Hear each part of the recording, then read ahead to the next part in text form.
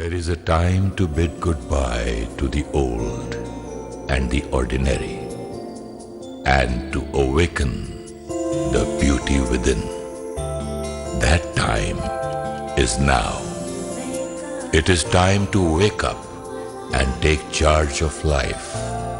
Awaken to a new way of thinking. Awakening with Brahmakumaris. Namaskar and welcome to Awakening with Brahmakumaris. Namaskar. Om Shanti. And Om Shanti.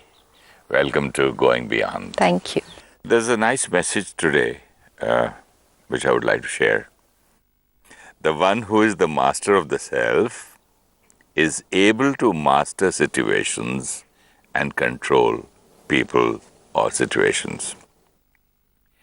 If there is an attempt to control situations and people without trying to control the self, it becomes impossible.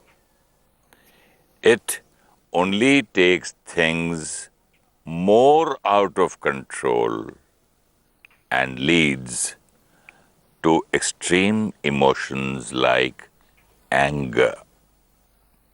To be a master means to be a master of one's own feelings and emotions under all circumstances. It means to have the reins in one's own hands. Isn't that wonderful? Wonderful. This is exactly what you were speaking in the last episode. Yeah, but look at the powerful statement. If we try to control people and situations without controlling ourselves, it's impossible. If you just look at this line like this, many will not agree. Because it is something that we're doing most of the time, trying to control our children without controlling ourselves.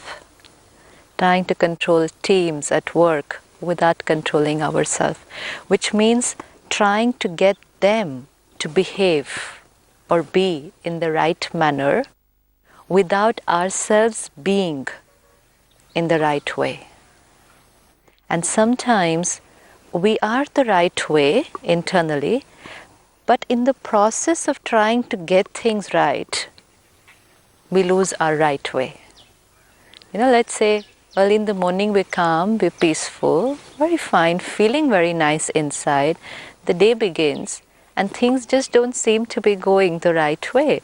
Let's say I have a meeting at 9 o'clock and the driver's not come on time. And you're supposed to be here by 7:30. It's 7:45, still not here. Situation. And now, what's my right way to be? And then when the driver finally does reach at 8 o'clock, what is the right way to be? Every time focus what is the right way inside before trying to create the right way outside. And then we are in the car and there is a traffic jam.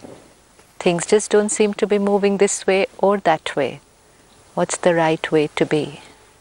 And then I reach the office and there's supposed to be a meeting, but the person who was supposed to arrange everything hasn't prepared everything in the meeting room. What's the right way to be? Then the people with whom I was supposed to have a meeting haven't kept their appointment at the right time and they are half an hour late. What's the right way to be? Scene after scene after scene. Every 5 to 10 minutes we can come across another scene. There is no end to situations. There is no end to how people can behave because each one is just behaving their way. Right or wrong? We don't know, but it's a choice that they are making today for situations or reasons known to them. But it's their right way as of today. Even if the whole world says it's a wrong way, it's their right way today. They are going to be like this. Let's say somebody is upset, then they're going to be upset today. It's their way today. I cannot keep changing people's way of being and living. And sometimes we get so entangled in doing this in the name of responsibility. It's my responsibility to get things done in the right way at the right time. My duty. My duty. My duty is what comes from this line. My duty is just to be the right way. And when I am being the right way, things will automatically flow the right way. And if nothing seems to be flowing the right way, at least one thing can be the right way. At least me can be the right way, instead of everything having gone out of control. And that's why it says so beautifully, if you're trying to take control of situations without taking control of yourself, it's impossible. Simply because something or someone is gone out of control. Let's say somebody is cheating, out of control. Out of control means disconnected from the original pure self, is out of control. Somebody is angry, disconnected from peace, so out of control. It's like a car gone out of control, which means different from its natural way of being. So when we say out of control, we just need to understand, what does it mean? Situations and people out of control. That's what they say. He had too many drinks, so he's out of control. Out of control. So I need to see that this person is out of control, but here I'm fine. As of now, I'm still fine. But if I don't take care of myself and try to control him, which means you shouldn't be talking like this, you shouldn't be behaving like this, is this the way you have to work? How many times I have told you this is not how it is supposed to be? Very soon, within the next 2 to 5 minutes, I will be going out of control. Yeah. Right? And by another 5 to 7 minutes, one out of control will be trying to control another out of control. So it's very important. One out of control. This line, we can just pick it up and keep it. And it says it's impossible. So let me tell this to myself. It's impossible to control people and situations without controlling yourself. Because one out of control cannot control another out of control. It's like one wrong has no right to say that the other one is wrong. When at the Brahmakumaris, the daily godly versions that we study, there's a very beautiful line, because many of us say, I can handle this, I can manage people, but if somebody is dishonest, I just don't like it. Or somebody will say, but if somebody is not sincere, I just can't stand it. So then we are taught that, okay, fine, that person is wrong. Okay, let's even say this person is wrong. Even if you want to say it's wrong. So he's being dishonest, he's cheated, he's wrong. By shouting and getting angry, on which side of the right and wrong are you? You're definitely not on the right. So which means you shifted to the wrong. And now once you are on the wrong, what right do you have left to say that somebody else is wrong? So both of us are wrong? Yeah. So one wrong has no right to say that the other person is wrong. So one wrong has no right to be wrong and say that I'm right. Yes, absolutely. And one wrong will not make the other person right. You know, in the name of discipline. Yeah. Like parents. It's just a mistake. It's a mistake, but one wrong, which means if I go out of control, I will not be able to make the other one right. You know, like a child has made a mistake and cheated or lied or just angry or irresponsible. And when the parent sees this, the parent can get hurt, upset, angry, any kind of a reaction. So child out of control, which means disconnected from the original quality, and seeing the child, parent out of control. Usually, sister, I've seen that when the children are fighting, if I also go out of control, I cannot control them. I also start and join and then, you know, then they'll start saying, it's because of you, Dad, because finally this. You are. Instead, if I'm stable, then only I can. This is the mantra then. Yeah. This is it. And even two people fighting on the street, I've seen so many times, if I get angry and try to go, then we also become a part of the fight. You're not outside it. Very good. Because If you there also is a get beaten up, then conflict, you also start beating. So 3 people start fighting, then 4. now, like this is working in a physical sense. Yeah. You're seeing this in a physical sense, that if somebody is fighting and if I get entangled in that, then I become a part of the conflict very soon. Now, sometimes there might not be an external fight. There might not be an external conflict, but sometimes it could be out of control here. Let's say somebody is upset. This fight is there because being out of control here itself. Yeah, but sometimes you might not see it externally. Yeah, but sometimes you might not see anything external. See, emotions are not necessarily always manifested in the outer world, but we carry a huge lot of emotions inside. So we need to also take care that if someone is emotionally out of control, we will have to be the right way. And it need not be always anger. Like sometimes we've seen if a child is depressed, he's quiet, he stopped talking, he doesn't want to take part in anything. It's medically, he's under depression. What's the role of the parent? You know what parents would do? What is happening to you? Why are you so lazy? Look at your friends. Why aren't you do? We give you everything, whatever you want. What is the thing which we haven't given you? Where is my mistake? What have I done? So this is one option. Yeah. This or is the one other option. is The other option is to sit the down. parent gets very hurt, very low. My child is under depression. It's for the parent, it's as if it's the end of everything. The parent very soon appears to be more depressed than the child. Now, at such times, we talk to who parents. should go to the psychiatrist? No, at such times, see, a psychiatrist can give you medical assistance, can give you counseling. But finally, for anyone in a low phase to be able to come out of it, needs a very, very healthy environment at home. Very high energy. What does anybody need to come out of low energy? Needs very high energy. But what happens is, if one is low, everyone at home also becomes low. And then one out of control cannot control another out of control. And that's why it says it's impossible to control them without taking control of yourself, which means you will not be able to pull them out of their emotional turmoil unless you are out of it yourself. So the priority is not how should I take care of them. That's secondary. That is second responsibility. First responsibility, how should I take care of myself? Now this will apply, like you said, in anger, but it can also apply in low phases. That if someone is low, I cannot go low, because even then I'm out of control. So anger seems to have become one of the things which works today and seems to have become the way of living. People cannot even conceptualize how can work get done without using anger.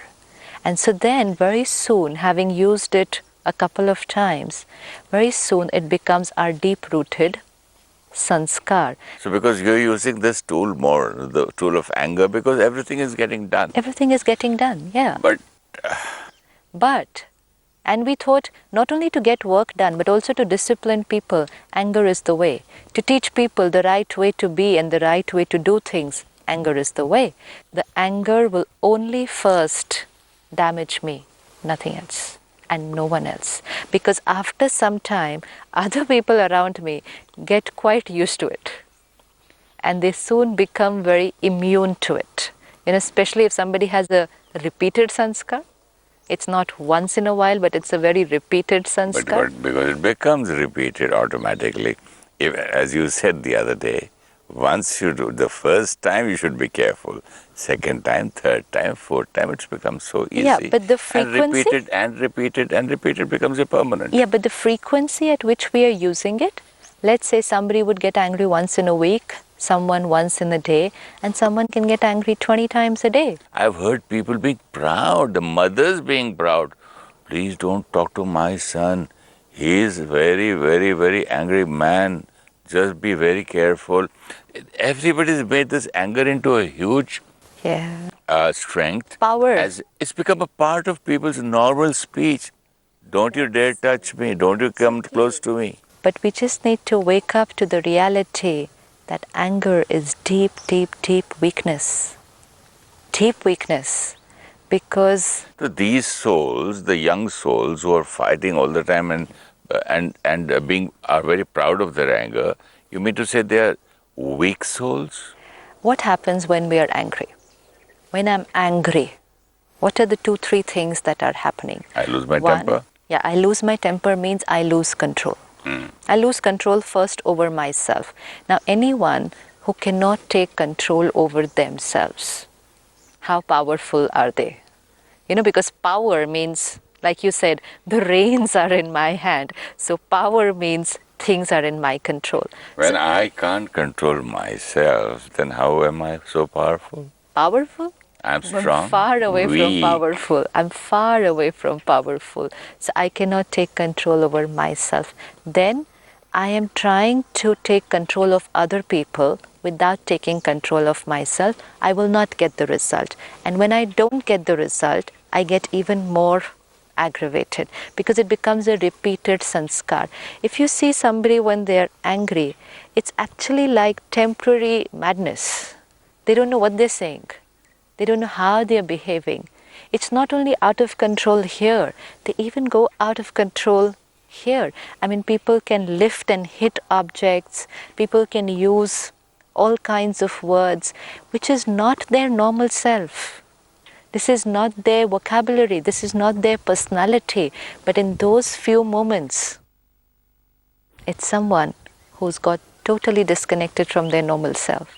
So it's actually like temporary insanity. They're not normal at all at that time. Definitely, I agree with you. So you cannot call that strength. It's deep, deep weakness. But the more we reaffirm it and enforce it, and the world seems to be looking at it as a power statement, the more the sanskar is getting deeper. And it starts from simple irritation. Anger may not be every time in the form of anger, but it can be with irritation. And irritation could be on the smallest things, like I'm switching on the computer and it's just taking 10 seconds longer than what it normally takes. Or I'm connecting to the internet and it's just taking another 5 seconds longer than what it takes normally. I just have to check those 10 seconds.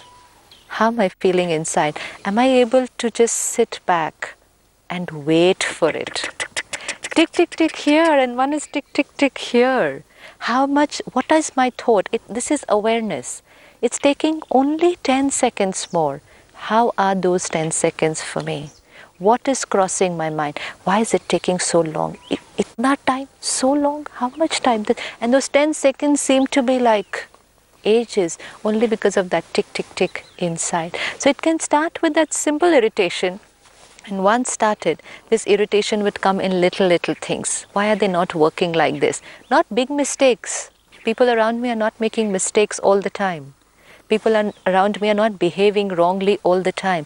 They're just doing things their way, simple ways. But I have got this habit of getting irritated. Somebody will overtake me from another side, I will get irritated. Look at people when they're sitting in their car. And there's a running commentary about how other people on the road are driving. It's here, inside. Now what I forget is, created once, this is becoming my sanskar. It's going to go with me in my next interaction. So initially irritation, if not checked at that level, then anger. If not stopped at that level, then frustration. Not stopped at that level, then rage. So now I need to just stop and check where do I want to stop this emotion, because it's creating chaos inside and outside. And so I'll have to first check my belief system. Work gets done with anger. When I was a child, I heard a story which everybody knows probably in India, that there was a snake who used to bite people around in a village, and the children and the people were very angry with that snake. And once the sadhu was crossing a saint was crossing the village, they told him about the snake. So he called the snake and he told him, "Why are you doing this? Why are you biting all these kids? What have they done to you? Stop doing it, don't do it." And he left, and the snake listened to him. And while coming back from his yatra or pilgrimage, he saw the snake almost half dead, children throwing stones at him and making fun of him, playing with him, whatever. Then he said, Sadhu says, the saint says, what's wrong with you? He says, you told me not to bite everybody and be quiet, peaceful. And look, this is the result. Then the saint says, no, I didn't tell you to lose the hiss. At least do that so that they don't come near you or they don't throw stones at you or they don't misbehave with you. But I just told you not to bite. Now, people can interpret the story into different ways and say... I was about to say that, yeah, totally. Now, so these are the things we are taught from childhood. Yeah, and then they were taught, no, the things taught were beautiful, the meaning was beautiful, the interpretation was my choice. Actually, what this story is trying to share with us is, don't bite, which means don't use anger, but don't forget your power.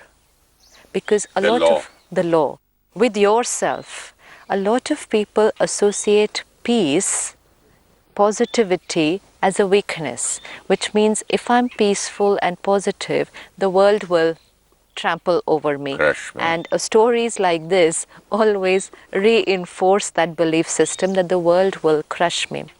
Positivity outside, peace outside, yes, the world will crush me. Because internally, I don't have the power to face the world. And internally, I'm creating a lot of anger. So I don't have the strength to work with the world. Then I will get crushed. I will get exploited. You know, Sister, what something crossed my mind just now while you were talking. A peaceful saint, powerful within, who throws stones at him? They touch the feet. Absolutely. See, I realize just now, how can anybody say that if I'm peaceful and, if I'm not angry, people will crush me? Right. They go and touch the feet of peace, the most peaceful people. Our Dadi Janki, she's so peaceful, Dadi Gulzar.